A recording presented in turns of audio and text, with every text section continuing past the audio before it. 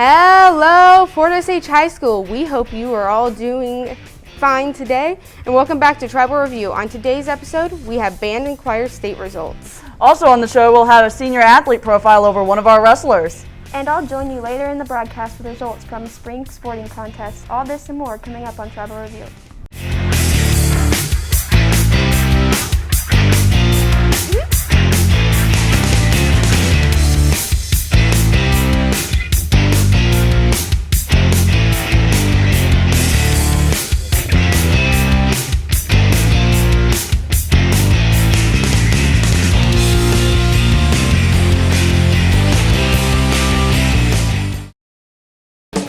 TLC Automotive is an independent family-owned auto repair and maintenance facility that provides vehicle inspections, oil changes, wheel alignment, engine repair, and much more. Open 7:30 a.m. to 5 p.m. Monday through Friday, closed Saturdays and Sundays. Giving straight answers that you can trust about your vehicle is what we do at TLC Automotive. Located at 22 East Walnut, Independence, Missouri. Call Jim Carlson at 816-833-4411 to schedule an appointment. Hey there, Fort Osage High School. I'm Renee Brownlee. April is National Handmade Goods Month, so pick up some art supplies like yarn and you can create a cute little fella such as this dragon. So let your imagination run wild and get creating. And I'm Chiara West. Today is Thursday, April 8th, 2021. Here are some of the latest news stories from around your school. The choir and band state results are in, and we'll start with the band gold medal placers. Aubrey Tucker and Adela Spadell in piano solos, Olivia Seifker in flute solo, Ishbel Wilson and Colby Stark with clarinet solos, and a mixed woodwind trio. The following students received a silver medal: Kyle Ferris with a trumpet solo, Elena Edgar and Haley Esteban with an oboe solo, a flute quartet, and a mixed woodwind trio. Dustin Stone won a bronze reward for a snare drum solo. Moving on to the choir, the following students earned golds as soloists: Molly Friel, Layla Friend, Miles McWilliams, Aubrey Stewart, Haley Vasshol, and Lillian Wilson. A soprano-soprano-alto trio, soprano-soprano-alto sextet, a soprano-soprano-alto miscellaneous, a tenor-baritone bass miscellaneous, and a soprano-alto-tenor-bass mixed double quartet also received gold medals. The following soloists took the silver rating: Jonathan Barker, Alejandro Castiel, Kyle Gross, Alexis Parton, Sandy Waller, Caitlin Ward, Morgan Watkins, and Japari Watson. A tenor baritone bass miscellaneous also took silver. Soloist Aiden McWilliams and Taylor White finished with bronze ratings. The wrestling team had another successful season, finishing with a dual record of 16-6. A key component to that success was Brian Herrera. Executive producer Sarah Relihan had a chance to chat with him during this senior athlete profile. A good single leg in there by Barker. Brian had an average of placing second at most of his tournaments. He feels like he did the best he could his senior season. I felt like a pretty good leader this year. I was definitely one of the hardest working people on the team. And I definitely tried to lead by example to show all the freshmen and the underclassmen that working hard pays off. Brian placed second at districts this year. Stevie believes he is a good friend to have. My best memory with Brian is probably whenever we would be on the bus after a tournament or something, and we'd play music and we'd just start chanting either if we lost or won. It just brought good times and good vibes. Brian was the varsity 138-pound wrestler. David appreciates his help throughout the years. Brian's a very good leader. He teaches me stuff and he helps me out when I am in a difficult situation. Brian Herrera's record for this year was 30-13. Reporting for Tribal Review, I'm Sarah Relihan. Thanks for that report, Sarah. After the break, we have a spotlight on the Gateway Readers program.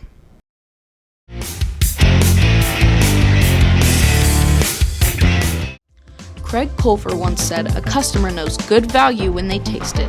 And that statement holds true when tasting Culver's delicious Wisconsin cheese curds. Come in or carry out and let Culver's welcome you to deliciousness. Welcome back. The Gateway Readers program has seen a reduction in the amount of people participating due to the COVID-19 pandemic. However, the program persists, and Valencia Morales went to find out how the program stayed active. The Gateway program started in 2003. Paula Erickson understands the challenges of getting people to participate in the program. So we've had a lot less participation, but part of that is also because we have less students here in the building. And I don't know that in a normal year when you're here every day, there are teachers that require you to read every single day in class, and obviously you're only here 2 days a week now, so that has affected it. So our numbers are really low, but I also just think I haven't been able to get out and advertise it to the classes because, again, I'm not going to as many things, not doing as much as I used to do. The Gateway program costs about $100 every year. Jake Fry feels the new changes took away things he favored in the program. And it kind of sucks because that was the, freshman year I did that, and that was my favorite part. That's the favorite part of it was freshman year. So like it kind of sucks because I came back and it was fun and it was just a whole fun. And then with the kids, and because I love kids, so it was fun for me. And it's kind of sad that I don't really do it this year or last year. The average amount of students that participate is usually around 20. Aubrey feels the book selection for this year contains darker subjects. A Heart and a Body in the World. It's about this girl she's talking to this guy, but she doesn't like him. So she says, I don't want to go out with you. And he kills her best friend and her boyfriend. And a lot of the books are kind of like that. They deal with subjects that would usually be uncomfortable for people. So I think it was the books that were picked out for this year were made to make people go out of their comfort zones. The Gateway Readers program in Missouri is statewide. I'm Valencia Morales reporting for Tribal Review. Thanks, Valencia. Despite there not being very many students, I think it's really cool that they're trying to give them some sort of reward. Especially since books are such a crucial part of our history. Ashlyn Bunton now joins us for the Indian Sports Report. Hey Ashlyn, I hear lots is happening with the spring sports. Yes, they are in full swing. I'll have all the updates after this break.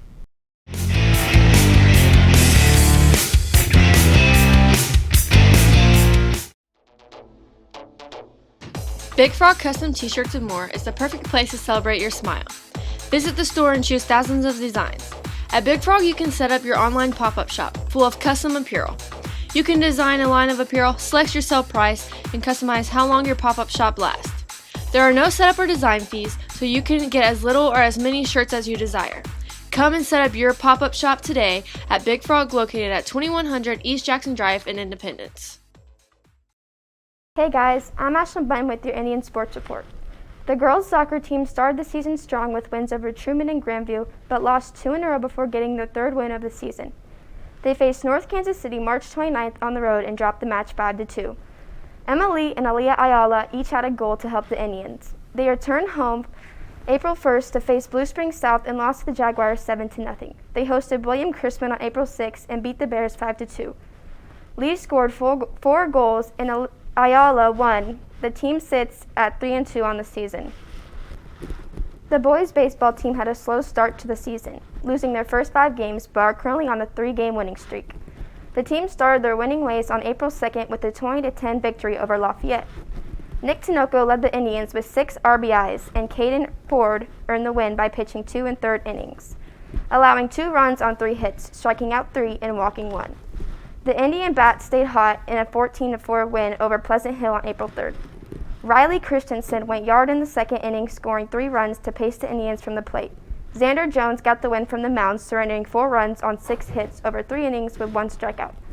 The team brought the stake home on April 5th when they mercy ruled Raytown 12-1. The offensive onslaught came in the 2nd inning when Chase Stumpball sent the ball over the left field fence and out of the yard.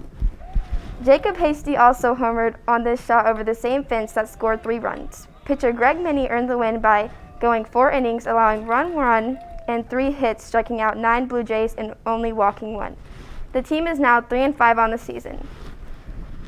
The boys' golf team hit the links at Shiloh Springs Golf Course in Platte County. Malachi Terrazas and Luke Ross teamed up in a 2-man scramble and shot 73, which was good enough for a 10th place medal out of 56 individual teams. The Fort Osage team finished 8 out of 18 teams with a score of 160. The boys' tennis team started their season hosting Grandview on April 6th. The Indians beat the Bulldogs 4-1. Brady Darr, Alejandro Castillo, and Andrew Daub all won their single match, and Malcolm Davis and Darr won their doubles match. The team sits at 1-0 on the season in match play. Finally, the boys and girls track and field teams started their seasons over spring break with the Bob Thorpe Invitational at Raymore Peculiar High School on March 26. The girls team finished third with Kendra Seifker first place, finished in the discus, and second place finished the shot. Paige Franks took second in the 400, while the 4x400 relay team of Franks, Destiny McDonald, Heather Chiesi, and Taylor Hines came in second. Kylie Mickey placed third in the javelin, and Chiesi came in third in the pole vault. The boys team came in fifth place and were led by Edward Estepon's first place finish in the 400-meter dash. Linus Felder came in second in the 400, and Evan Funk took second in the 3,200-meter run. Both track and field teams then traveled Blue Springs South for the Rusty Hodges Invite March 13th. The girls again came in third, and Kendra Seifker again led the team with second place finishes in the shot and discus. Cadence Flowers took third in the 100-meter hurdles, and Heather Chiesi placed third in the pole vault. The boys came in sixth, with Evan Funk taking second in the 3,200-meter run. Well, that's all for Indian Sports Report. I'm Ashlyn Bunton. Renee and Chiara will have more news after the break.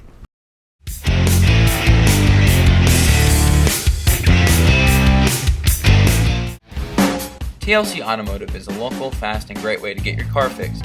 TLC offers oil changes, brake checks, vehicle inspections, and much more. Contact Jim Carlson at 816-833-4411 to schedule an appointment.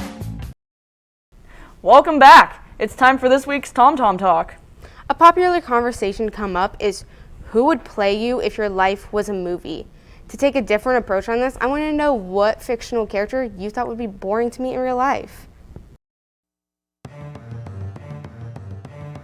Fictional characters are exciting and fun in their own world. I wanted to know which one you thought would be boring to meet in real life. I feel like Winnie the Pooh would be like the most boring because all he's gonna do is sit around and eat honey. SpongeBob. I feel like if I were to meet Ferb off of Phineas and Ferb in real life, he would be really boring because he doesn't really talk in the show and he doesn't do much. I think it would be Spider-Man if you take away all his powers and all that. He'd just be a normal person that goes to school. Saitama from One Punch. Probably Batman. He's just rich, you know, not much interesting. In my opinion, probably the most boring person I can think of to meet in real life, supposedly, is Nick from Sabrina. Oh, Sabrina's Spooky Adventures, whatever. The only reason why is because he may have like a very macho persona, but in my opinion, it's kind of like a cover for him and other stuff. Probably like Bruce Banner, like Human Hulk man. I think Harry Potter would be the most boring to me in person because he's overhyped in my opinion, and I think he's just an average person. I think movie-wise, Bucky Barnes. I believe Katara from Avatar: The Last Airbender would be a really boring character to meet in real life if you took away her water bending. I'm Renee Brownlee, reporting for Tribal Review. That was a lot of fun hearing about all the different opinions. I think McKay would be pretty boring, the science man. The speech and debate team competed in Misha West Central District Tournament March 20th, where Bobby Rose qualified for nationals in international extemporaneous speaking.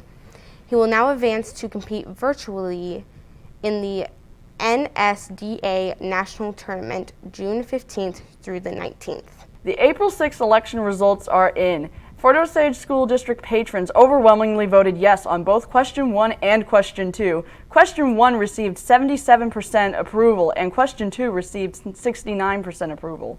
Improvement to the school district's central office, bus barn, and parking on the main campus are all among the first projects that will begin soon. In the race for 2 open seats on the Fort Board of Education, incumbent Floyd Hawkins receives 44% of the votes. Chris Gross got 32%, and Kyle Leeds finished with a 22%. Hawkins will continue his service to the district, and Chris Gross will join him for a 3-year term. If you're looking for more news and information about Fort Osage High School, you can always find additional coverage at fohssignal.net. There you will find more stories about the students and activities of the school. So check it out today! Well, that's it for this week's episode. I'm Renee Brownlee. And I'm Giara West. And I'm Ashlyn Bunton. Thanks for watching.